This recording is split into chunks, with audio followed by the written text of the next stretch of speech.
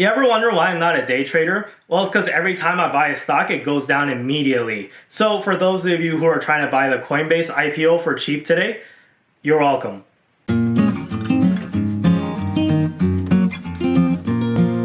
Hey, what's up guys? Welcome back. So in all seriousness though, I did buy the Coinbase IPO as I promised I would in the last video, and here is the proof. As you can see, I bought 15 shares this morning right as it opened for $381 per share. So that's about a 5,700 USD position right now. So that's quite a large position as you can see, and it's just under 10% of my entire main RBC portfolio.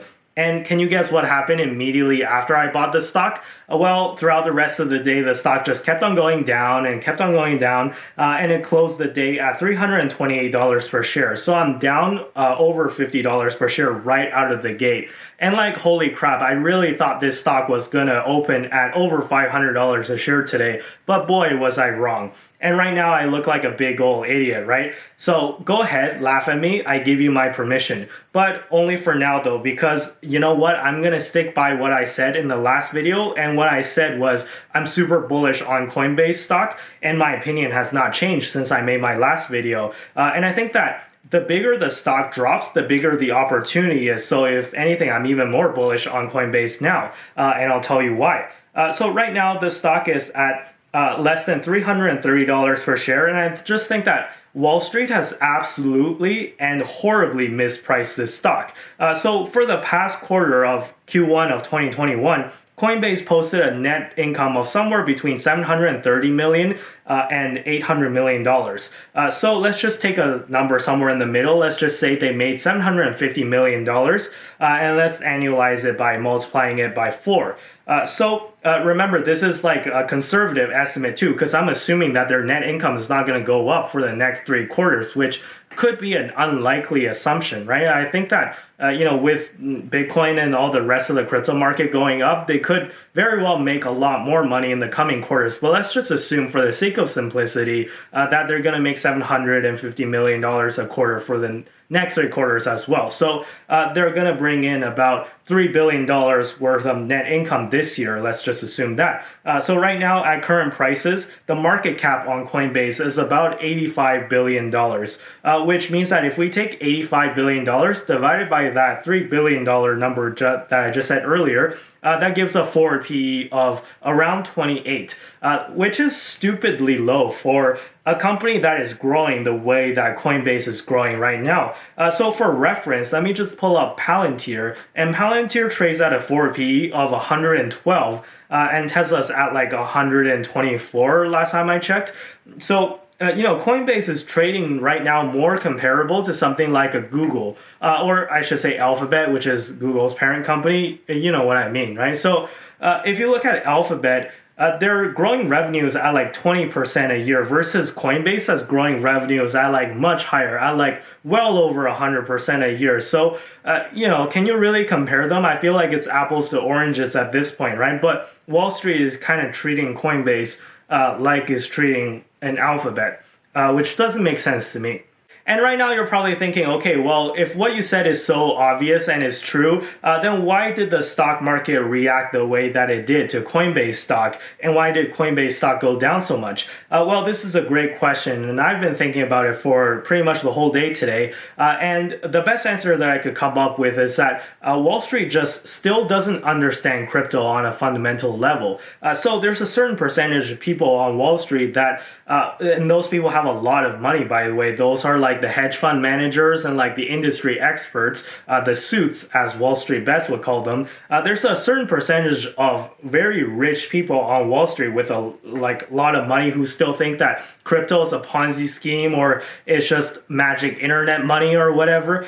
So of course those people are not going to be interested in something like a Coinbase if they think that is magic internet money or like a Ponzi scheme or something like that, right? So in fact, I think that they might even be shorting it. And if we were to compare with companies like Snowflake and Palantir, there's like software and data companies and cloud companies, the common investor and like the hedge fund managers and people on Wall Street, they might not understand all the details about how like a Palantir works. But at least they can very easily get behind the general concept, right? If you just tell them that it's cloud, is data, right? Like they can get behind the general concept of it. But for something like a crypto like platform, they can't really like wrap their heads around it if they don't like get crypto. So it's a complete paradigm shift from what people are used to, and people are just like, I'm scared of this, or like I don't know about this, right? So it also didn't help that Coinbase was a direct listing, so I've been calling it an IPO. It's actually not an IPO specifically, it's a DPO, direct listing, right? So because it's a direct listing, there was no insider lockup period, which means that the insiders could sell right away.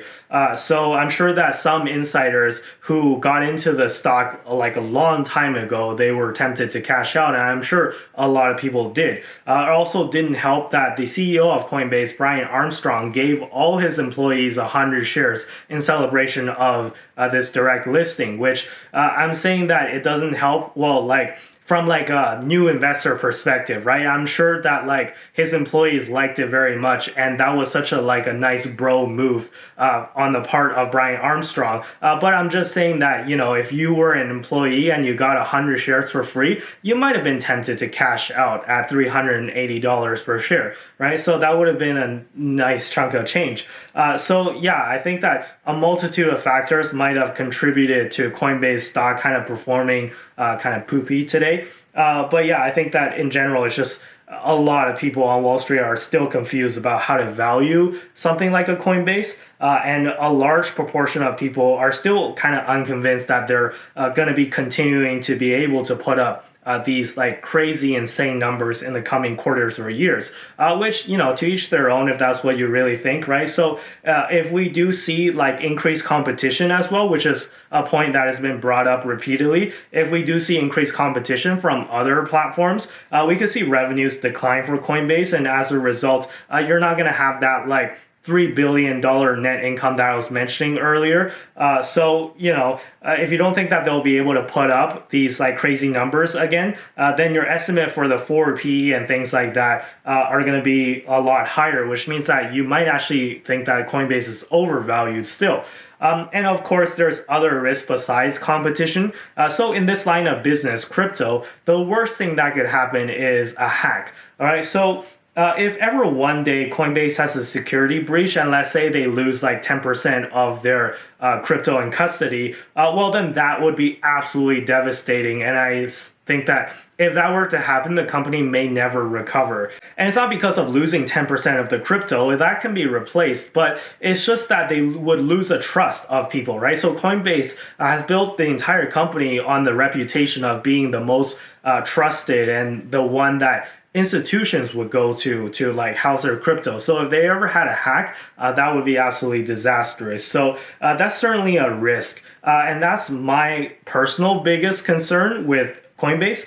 So like it's a much more like bigger concern for me if they get hacked than like if their revenues decline, because I don't think that Coinbase by now is so established that I don't think their like revenues would just randomly decline for no reason, especially if the crypto market continues to go up. But I'm really afraid of like hacks. But so far I don't have any reason to doubt Coinbase's security, which is nice because as far as I'm aware, they've never been hacked.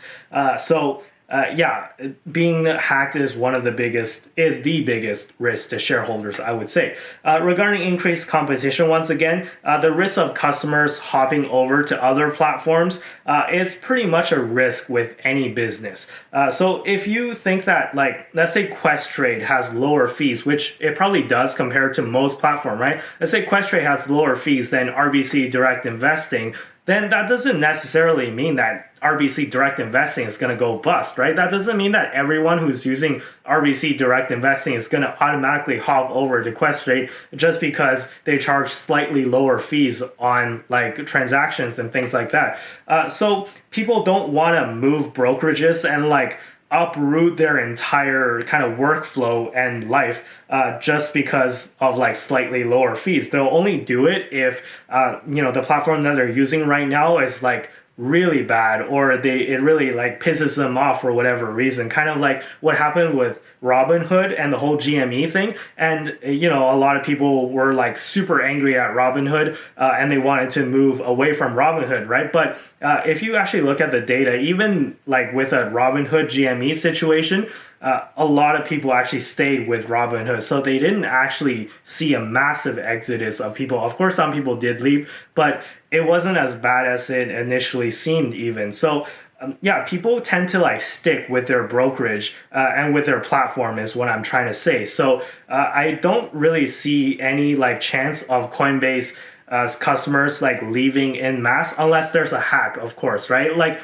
everything I'm saying, if there's a hack, all bets are off. But like, you know, barring that, I don't really see any like issues with Coinbase losing like a massive amount of customers to competition or anything like that.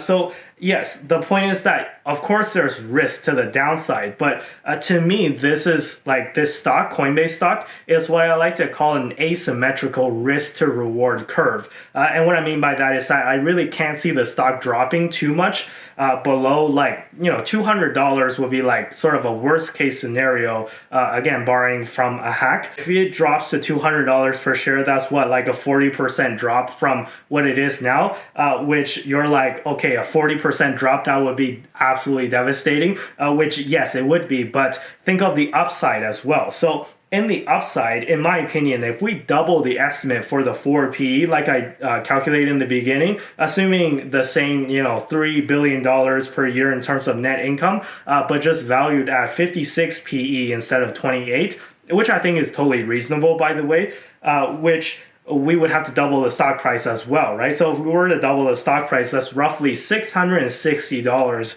per share with a market cap of $170 billion. And I'm talking about right now. So not like 3 years from now, but right now. So look, you're welcome to disagree with me. And if you do, please leave your comment down below and tell me why you think I'm wrong, or why you think I'm crazy, or why you think I'm an idiot. I love constructive feedback. So I'm welcome to constructive criticism, but every time I upload a video, I always get a few dislikes here and there. And the people who dislike the video, they never seem to comment down below. So I don't even know what exactly that I said that they disagreed with, or they didn't like it, or anything like that. So yeah, like if you disagree with me, you're perfectly welcome to do so. Just let me know down below, and don't just like randomly dislike the video if you disagree, right? So anyways, be sure to hit the like button and not the dislike button if you like the video, and consider subscribing if you like the series. I'm going to leave the video here, and be sure to follow me on Twitter and Instagram.